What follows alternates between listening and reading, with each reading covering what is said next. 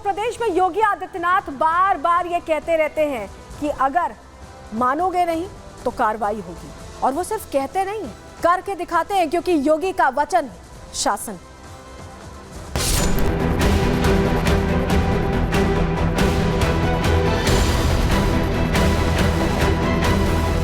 सात पीढ़ियों ने जो संपत्ति बनाई होगी उस संपत्ति से भी वंचित हो जाओगे।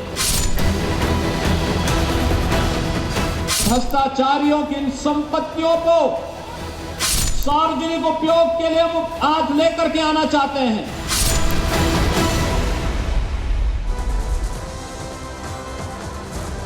तो उत्तर प्रदेश के मुख्यमंत्री योगी आदित्यनाथ अपने स्टाइल के लिए जाने जाते हैं। जो वो कहते हैं वो करके दिखाते हैं। और इस बार जब उन्होंने 2023 में ये कहा कर्मचारियों से कि आप अपनी चल अचल संपत्ति का डेटा दे दीजिए, तो डेटा कुछ ने तो दे दिया, कुछ ने नहीं दिया। और इसके लिए बकायदा 3 बार मौका दिया गया। कब कब दिया गया? देखिए, 2023 में जब कहा गया तब पहला मौका। दूसरी बार मौका कब दिया गया? जब डेडलाइन को बढ़ा दिया गया। अगस्त के महीने की शुरुआत में उत्तर प्रदेश के मुख्यमंत्री ने दूसरी बार कहा कि जो रह रहा है वो अगस्त के आखिर तक जो कर्मचारी जिसने अभी तक डेटा नहीं दिया है वो डेटा दे दे, नहीं तो कार्रवाई होगी। और कर्मचारियों ने शायद उस वक्त नहीं सुनी, और यही वजह है कि पगार रोक दी गई। कार्रवाई की जो बात कही गई थी वो कर दी गई, क्योंकि योगी सरकार ने बड़ा फैसला लिया। करप्शन के खिलाफ योगी सरकार का ये बड़ा एक्शन समझ लीजिए। 2.5 लाख के करीब कर्मचारी, सरकारी कर्मचारियों को बड़ा झटका लगा। ऑनलाइन संपत्ति का ब्यौरा ना देने पर बड़ी कार्रवाई की गई है। 2.5 लाख के करीब कर्मचारियों की, सरकारी कर्मचारियों की सैलरी को रोक दिया गया है। योगी सरकार ने कर्मचारियों को डेडलाइन दी थी, मानव संपदा पोर्टल पर देनी थी ऑनलाइन जानकारी। इसकी तारीख 31 तारीख तक तय की गई थी, क्योंकि इससे पहले जब कहा गया था तो फिर से याद दिलाया था योगी आदित्यनाथ ने, उनके अधिकारियों ने फिर से याद दिलाया था कि 31 तारीख तक की डेडलाइन है, पोर्टल पर सारी डिटेल भर दी जाए। लेकिन पोर्टल पर जिन्होंने डिटेल नहीं भरी, संपत्ति का डेटा ऑनलाइन नहीं दिया, उनकी सैलरी देने पर रोक लग गई। उनकी सैलरी, अगस्त महीने की सैलरी क्रेडिट नहीं हुई। चल अचल संपत्ति का पूरा ब्यौरा देना था, क्योंकि ये बहुत जरूरी है। बहुत से जो सरकारी कर्मचारी हैं वो पैसे बना रहे हैं, कहां से पैसों की उगाही कर रहे हैं, कहीं भ्रष्टाचार, कहीं अंदर खाने तो नहीं चल रहा है। इसको लेकर यह आदेश दिया गया था। इस आदेश का बड़ा मकसद था, लेकिन इस मकसद को शायद कुछ अधिकारियों ने, कुछ कर्मचारियों ने नहीं समझा। मुख्य सचिव ने 31 अगस्त तक डेटा देने को कहा था। 31 अगस्त से पहले भी मैंने आपको बताया कि 2023 में ये बात सबसे पहली बार कही गई। 2023 में कह दिया गया कि डेटा दे दीजिए। उसके बाद फिर याद दिलाया गया साल खत्म होने पर कि डेटा दिया कि नहीं, और उसके बाद 31 अगस्त का फिर से मौका दिया गया। यानी तीन बार ये मौका दिया गया कि आप डेटा दे दीजिए, लेकिन ब्यौरा नहीं दिया गया। और जब वो ब्यौरा नहीं दिया गया तब वेतन रोकने की हिदायत दी गई थी। मुख्य सचिव के आदेश के बाद भी हीला हवाली दिखाई दी, कहीं ना कहीं ढिलाई दिखाई दी। शायद कहीं कुछ गलती थी। कुछ कर्मचारी ऐसे थे जो बहुत टेक्नो सेवी नहीं थे, उनकी बात समझ में आती, लेकिन कुछ कर्मचारियों ने जानबूझकर ये जानकारी छुपानी चाहिए। उनको लगा कि आई गई बात हो गई होगी, लेकिन आई गई नहीं हुई बात। कर्मचारियों की सैलरी रोक दी गई, फैसला ले लिया गया और उस पर इम्प्लीमेंटेशन भी दिखाई दिया। हम क्यों कह रहे हैं कि 1 साल पहले योगी आदित्यनाथ ने कहा था, जरा सुनवा देते हैं उन्होंने क्या कहा था 1 साल पहले, जिसके बाद भी कर्मचारी समझे नहीं शायद, और यही वजह है कि उन्होंने बहुत हल्के में लिया उस बात को। क्या बयान था? बयान एक बार सुनवा देते हैं।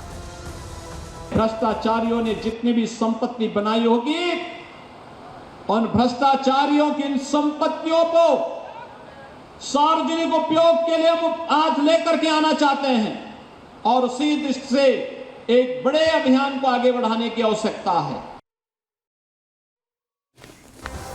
तो संपत्ति का ब्यौरा पूरा देना है, चल अचल संपत्ति। आपको पता है जो तमाम IAS IPS अधिकारी होते हैं वो अपनी संपत्ति का ब्यौरा देते हैं। उसके लिए हालांकि अलग व्यवस्था है, लेकिन देते हैं। छुपाने की यहाँ पर कोई ऑप्शन नहीं होता। लेकिन यहाँ पर कितने कर्मचारियों ने संपत्ति का ब्यौरा दिया, कितनों ने छुपाया? सबसे पहले आपको बताएं, कुल सरकारी कर्मचारियों की अगर आप गिनती करें तो 8,86,640 कुल सरकारी कर्मचारी उत्तर प्रदेश में जिनसे ब्यौरा, जिनसे डिटेल्स मांगी गई थी। और कितनों ने ब्यौरा दे दिया?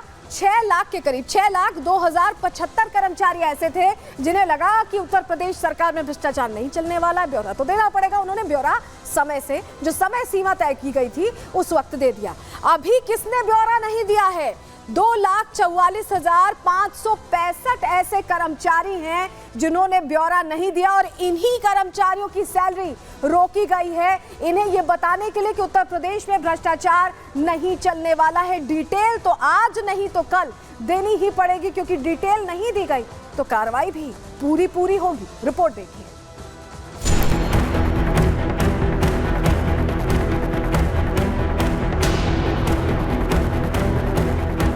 7 पीढ़ियों ने जो संपत्ति बनाई होगी उस संपत्ति से भी वंचित हो जाओगे।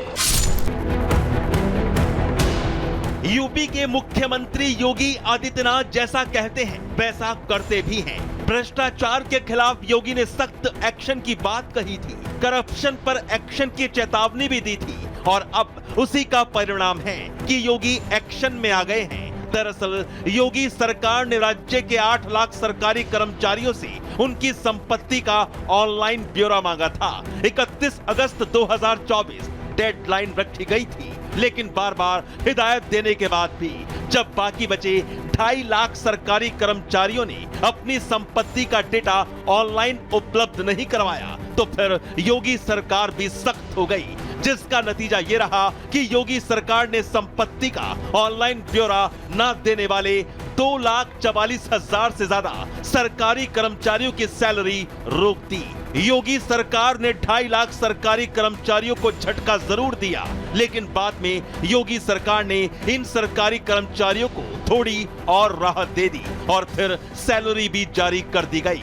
लेकिन इस बार यूपी में सरकारी कर्मचारियों को जो समय दिया गया है वो आखिरी है। बढ़ाए गए समय में भी अगर कोई सरकारी कर्मचारी अपनी संपत्ति का ब्यौरा नहीं देता तो फिर उसकी पगार रोक दी जाएगी। फिलहाल इस महीने के लिए ऐसे सभी कर्मचारियों को राहत मिल गई है जिन्होंने किसी न किसी वजह के चलते अपनी संपत्ति का ब्यौरा नहीं दिया था। वहीं बताया जा रहा है कि शिक्षा विभाग, स्वास्थ्य विभाग, राजस्व विभाग के साथ साथ पुलिस वाले अपनी संपत्ति का ब्यौरा देने में फिसड्डी साबित हुए थे, जिसके बाद मुख्य सचिव के आदेश के चलते सबके वेतन रोके गए थे। संपत्ति का ब्यौरा देने में टेक्सटाइल, सैनिक कल्याण, ऊर्जा, खेल, कृषि और महिला कल्याण विभाग के कर्मचारी सबसे आगे रहे।